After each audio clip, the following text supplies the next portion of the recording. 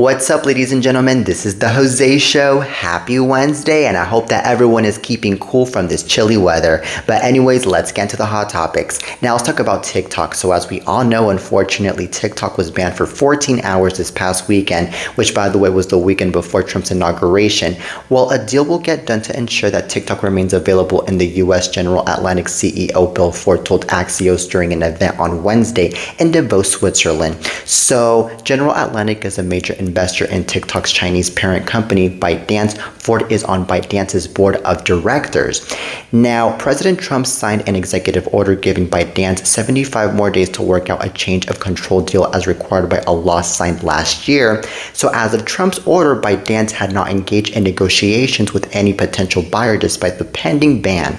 So yes, said Ford when asked if a deal will get done, it's in everybody's interest. So he got to say this: "We'll get on with it as soon as maybe the end of the week in terms of negotiating what might work. The Chinese government, the US government, and the company and the board all have to be involved in this conversation." He added that there could be solutions short of divestiture. So Ford also argued that the Biden administration is partially to blame for the situation reaching a boiling point, arguing that it wasn't engaging with us on a real dialogue. So at the same time, however, he acknowledged that President Trump tried banning TikTok in the waning days of his first term before changing course during the recent campaign. So I personally believe that President Donald J. Trump is actually behind the whole entire TikTok ban, because I remember that back in 2020, Trump actually called out for TikTok to get banned, and I believe he even signed an order for TikTok to get banned. Now, that order never went forward because let's remember that TikTok actually never ended up getting banned after all, which to me was amazing. But we were all scared at the time that TikTok was going to end up getting banned. Now, I believe that the fact that Trump ended up waiting until January the 18th, just 2 days before his inauguration, for TikTok to get banned, to me sounds like a whole entire political stunt from his part, because he basically wanted to make himself look like a hero so that way more people would support him. Because I don't think it's a freaking coincidence that just 2 days before his inauguration, he ends up banning TikTok. And I also don't believe that it's a freaking coincidence that just 1 day before his inauguration, he ends up saving TikTok. Okay, and I remember that when TikTok ended up getting banned, there was a message saying that President Trump was in negotiations to bring back the app, and then when the app was back on service on Sunday morning, then there was a message saying on TikTok that TikTok was saved and that TikTok is back in usage and that it's all thanks to President Donald J. Trump and this and that. So I believe that Donald J. Trump is really calling attention here, and he really wants all of the attention from all of the people, especially towards all of the MAGA supporters out there. Man, I don't know, but I think that this platform should actually put out a lot of shade towards Donald J. Trump for actually putting out this political stunt towards us, the TikTokers, because I believe that that right there is what he definitely deserves. And also, I don't even think that Biden was even behind the whole entire situation where TikTok ended up getting banned in the first place, because I mean, I do believe that President Biden was talking about the whole entire ban back when he was president, but he never actually took anything into effect for TikTok to end up getting banned after all.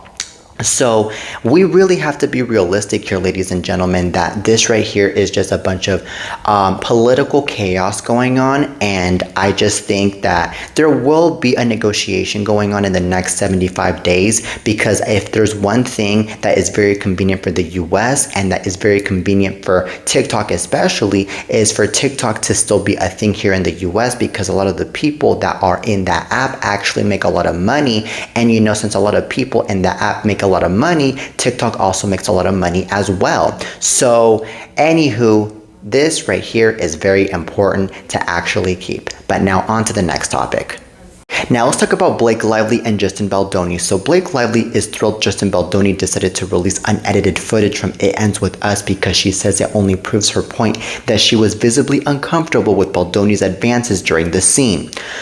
So Blake's legal team tells TMZ Justin Baldoni and his lawyer may hope that this latest stunt will get ahead of the damaging evidence against him, but the video itself is damning. Every frame of the released footage corroborates to the letter what Miss Lively described in paragraph 48 of her complaint. So they continue. The video shows Mr. Baldoni repeatedly leaning in toward Miss Lively, attempting to kiss her, kissing her forehead, rubbing his face and mouth against her neck, flicking her lip with his thumb, caressing her, telling her how good she smells, and talking with her out of character.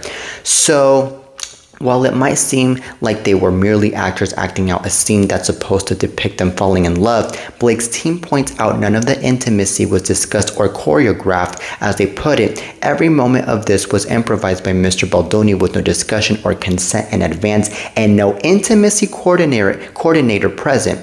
Mr. Baldoni was not only Miss Lively's co-star, but the director, the head of studio, and Miss Lively's boss. Okay, so Blake leaning away from Justin in the scene was not acting. According to her lawyers, they say the video shows Miss Lively leaning away and repeatedly asking for the characters to just talk. Any woman who has been inappropriately touched in the workplace will recognize Miss Lively's discomfort. They will recognize her attempts at levity to try to deflect the unwanted touching. No woman should have to take defensive measures to avoid being touched by their employer without their consent. Okay, so as TMZ reported, Justin's team released nearly 10 minutes of raw footage, but they believed it proved he did not sexually harass Blake during the scene.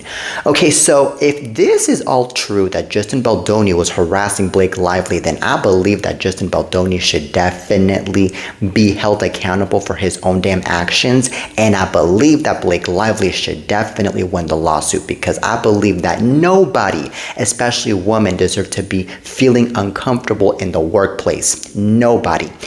And this just comes to show that unfortunately in the world of Hollywood, a lot of people are out there taking advantage of you just because they are celebrities and just because they see that you are the pretty face. But guess what? That should not be the case at all.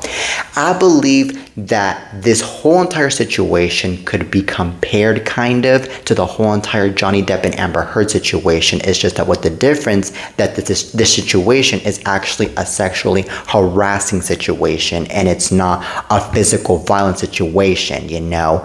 But I believe though that Blake Lively to me is sounding like somebody that might be telling the truth here, and the reason to why is because I believe that yes, Blake Lively and Justin Baldoni, they are actors and they were together in a scene, especially in a scene where they get to be falling in love and so, but unfortunately in many cases, especially when it comes to the male actors, is that they try to take advantage of those scenes and they turn it into reality, and they think that by turning it into reality, it's actually perfectly fine because they were acting before that, you know? And they think that with all of that, then they're able to brainwash the actress and having the actress to fall in love with him and so. And it could happen vice versa too, where the actress can end up taking advantage of the actor in this loving scene, and then later on the actress is sexually harassing the actor. So this could definitely be the case with Justin Baldoni and Blake Lively. And later on, if there is more footage and more evidence and more proof that Blake Lively is actually the innocent one, then the one that's going to end up being hurt here and the one that's actually going to make themselves look like this clown and look like they are the villain here is actually Justin Baldoni. But if Justin Baldoni has the enough evidence that the, you know, kissing and the loving and this and that is actually scripted, then Justin Baldoni, of course, has a lot more to win. But in order for Justin Baldoni to prove all of that, he's going to have to really prove in so many ways that there was actually just acting being involved and there wasn't any sexually harassing being involved. And with all of that, he's going to have to, you know, maybe present to the court a script of what he said in that video footage on what he was telling Blake Lively, and he's actually going to have to, I don't know, present a video and present maybe a lot of other things that can prove to the courthouse that he actually is the innocent one and that there was just a bunch of acting involved, you know, because I mean this whole entire thing cannot just go off nitty gritty where Blake Lively is the innocent one and then Justin Baldoni is the villain, villain, or Justin Baldoni is, the innocent one, and then Blake Lively is the villain here, Like, come on now. So this right here is a very tricky situation as far as what I am noticing here. And yeah, but anywho, good luck to this whole entire case, man. Good luck to this whole entire case. Now on to the next topic.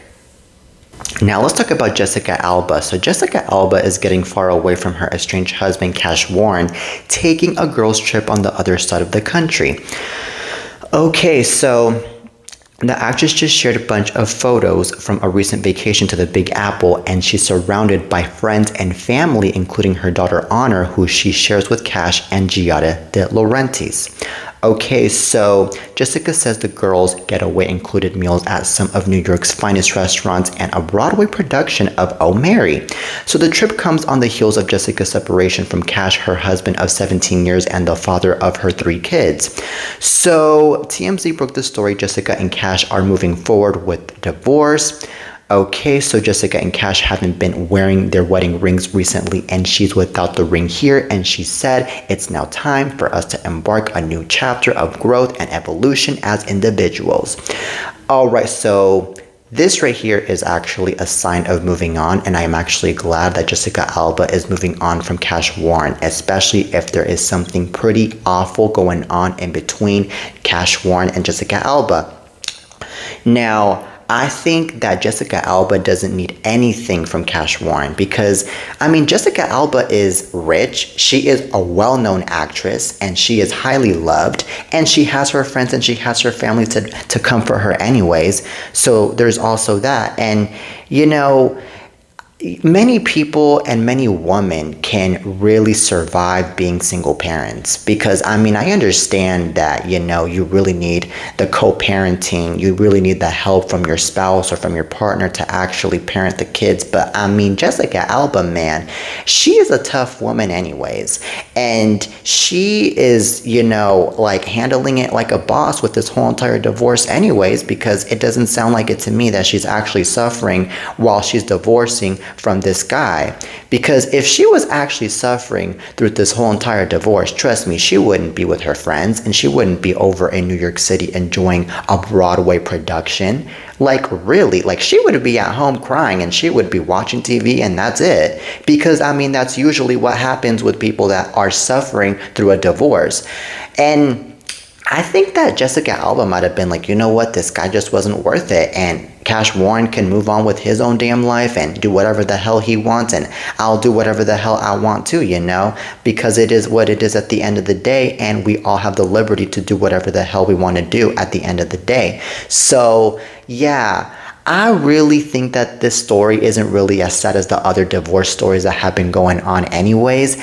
Like, trust me, I think it would be sad if, let's say, Jessica Alba, found out that Cash Warren was trying to do something so awful to her, but yet Jessica Alba was still in love with this guy and didn't want to divorce this guy and is like, behind him at all times and is kissing his butt here and there. Now that would have been really sad. Or if it was vice versa, if Cash Warren were to do the same thing towards Jessica Alba, But anyways, as far as what I'm hearing here, like I said, that there is just nothing all that bad in this whole entire process, and that Jessica Alba is over here saying that she basically doesn't need anything of the guy and that she's perfectly fine on her own and this and that, then we might as well just not worry and not be sad at all towards this whole entire divorce, but actually feel happy for Jessica Alba that she's moving forward with her own damn life anyways. And, be happy for Cash Warren too that he's moving on too, because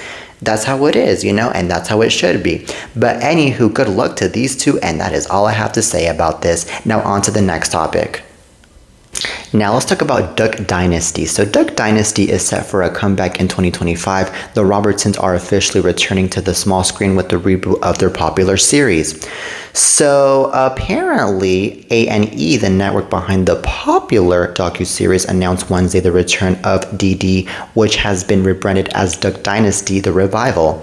So the new show will feature Willie and Corey Robertson and their now adult children, who were first introduced on the original iteration of Duck Dynasty back in the early 2010s. So Willie and Corey compared the return of Duck Dynasty to a homecoming, adding, "We're thankful for all who have followed along as our family has grown and expanded and can't wait to get cameras rolling again on all our new adventures or perhaps misadventures." Okay, so the network has already signed on for 2 seasons of the renewed reality show with a total of 21-hour episodes heading fans' way. The series will premiere this summer on A&E. Okay, so in addition to Willie and Corey's family, other fan favorite Robertsons are slated to appear in the new episodes, including Miss Kay, Uncle Si, John Luke, Sadie, Will, Bella, and Rebecca. Alright, so, however, A&E made no mention of Robertson patriarch Phil Robertson, whose Alzheimer's diagnosis was shared by the family back in December. Okay, so as TMZ reported, Jace Robertson shared on an episode of the Unashamed with the Robertson Family podcast that Phil had been diagnosed with Alzheimer's, a progressive brain disorder causing the Duck Commander president to struggle lately. Okay, so I am so happy that Duck Dynasty is, returning to the screens because it's a good show and a lot of people love this show. It's like the show that people cannot live without. And these people are so funny, and it's like watching Roseanne, or it's like watching, I don't know, Full House, or The Fresh Prince of Bel-Air in one way or the other, because it's, a group of family that has their differences, but they are, funny together, and they get along with each other just fine. And they, are the family that really has a breath of fresh air towards a lot of people that really want to watch shows these days anyways. I mean, it was really odd and really weird to me that they took off this show off the air for a little while, because I mean, it was just one of those shows, that a lot of people got to enjoy.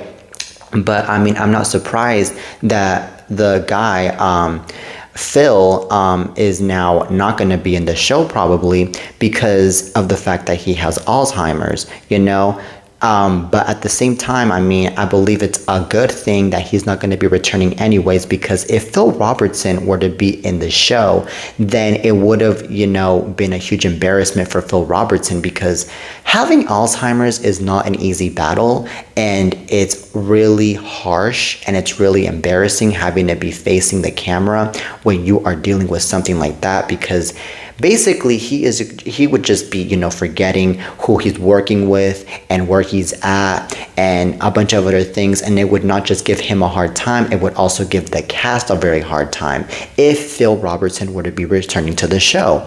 I believe that it's, very refreshing though that this new show that is going to be basically like a reboot, I guess, of the early 2010 show Duck Dynasty is going to be, more updated in many ways in terms of how their lifestyle is going to be, in terms of how they look, and so, because I mean, a lot of us want to see the update, and a lot of us want to see the continuation of this family after all, because we've all been missing this lovely family after all, so there's also that. But anyways, good luck to this new show that is going to be back on the air really soon. I wish these people nothing but luck, and that is all I have to say about this. All right, now on to the next topic. Now let's talk about Bad Baby. So Bad Baby is showing off her healing nose after undergoing plastic surgery and taking the opportunity to reveal the type of cancer she has. Now the rapper hopped on her Instagram story Tuesday night to basically give a glimpse of her so swollen nose 6 days after going under the knife, telling fans nose jobs are not for the weak. So the healing process looks serious. In addition to having a temporarily enlarged nose, Bad Baby has bruising under both her eyes. She also gave fans a look at her sniffer before and after the surgery, explaining she wanted to remove the hump. The Gucci flip-flop singer received some backlash from fans, but she doesn't care. This is my face. I didn't like it, so I fixed it. She clapped back on her story, adding that those who care about her face are crazy. Okay, so she assured critics her procedure was doctor approved and that people can have plastic surgery with cancer. So Bad Baby shot down rumors that she has breast or lung cancer, revealing in a separate video it's blood cancer. She added that her white blood cell count is high, which is a sign of some blood cancers or bone marrow disorders. Okay. The Cash Me Outside originator spoke out about her nose job and cancer diagnosis, which she originally revealed in November of 2024, as she also responded to fans voicing their concerns about potential domestic abuse.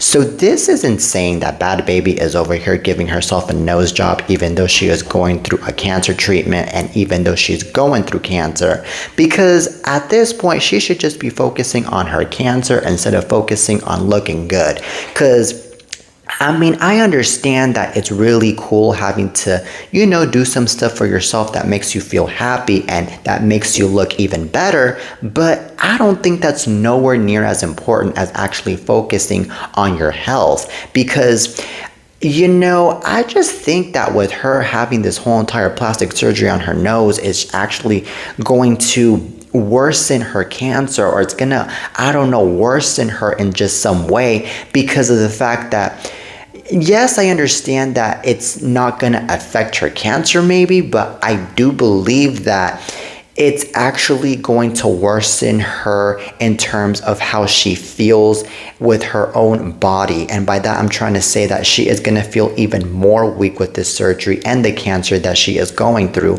Because with the cancer, basically, you feel very weak. You feel like you want to die already. And then with you having surgery, you feel even worse. And I believe that's exactly how Bad Baby is already feeling after this nose job. So I don't even know why on earth she was even thinking on even getting the nose job in the first place while going through cancer. Like, the first thing that I would think if I were to ever be in that situation is just focus on the cancer and not even think about anything that comes with cosmetics. Like, ladies and gentlemen, that would just be so insane of me if I were to even think about getting a freaking plastic surgery while going through cancer. Jesus. I don't even think that this woman, by the way, really has, the freaking care nor the freaking consideration for how she even processes the cancer, because of the fact that she is, like I said, going through now a nose job recovery here. Jesus Christ, I don't know, but I'm hoping that she gets to be out of this cancer situation, and I'm hoping that this nose job really gets her a lot of more opportunities in the work business or something. I don't know if that's what she's trying to look for, and that's all I have to say about this. But Bad Baby, you really are bad for doing what you just did to yourself with getting this freaking nose job while going through cancer. All right.